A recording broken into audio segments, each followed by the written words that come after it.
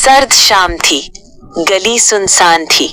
ईंटों की दीवारों के दरमियान एक तंग रास्ता था और उस रास्ते के आखिर में एक पुराना लकड़ी का दरवाजा खड़ा था। दरवाजे पर 16 साला मरियम खड़ी थी। उसके हाथ हल्के से कांप रहे थे, मगर आंखों में अज़म था। उसने आहिस्ता से दरवाजे पर दस्तक दी। ठक ठक। ये दरवाजा उसके चचा के घर का था। वही चचा जिन्होंने 2 साल पहले कहा था, लड़कियों को ज्यादा पढ़ाने का क्या फायदा, आखिरकार उन्हें घर ही संभालना होता है। आज मरियम इसी दरवाजे पर एक फैसला लेकर आई थी। घर के हालात खराब थे, वालिद बीमार थे, माँ परेशान थी।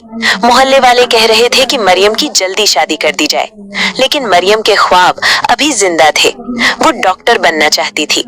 दरवाजा खुला, चचा सामने खड़े थे। हाँ मरियम, खैरियत है? मरियम ने हिम्मत जमा की।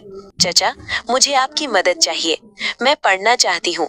मैं स्कॉलरशिप का फॉर्म भर रही हूँ, बस कुछ फीस और किताबों का खर्च रह गया है। चचा ने हैरत से देखा। तुम्हें लगता है कि तुम कामयाब हो जाओगी? मरियम की आंखों में आंसू आ गए, मगर आवाज मजबूत थी। अगर मुझे मौका मिला तो मैं जरूर कामयाब हो जाऊंगी। खामोश रहे। फिर उन्होंने दरवाजा पूरा खोल दिया। अंदर आओ। वो रात लंबी थी, बातें हुई, दलाइल हुए। आखिरकार चचा बराह करम मेरी मदद करें।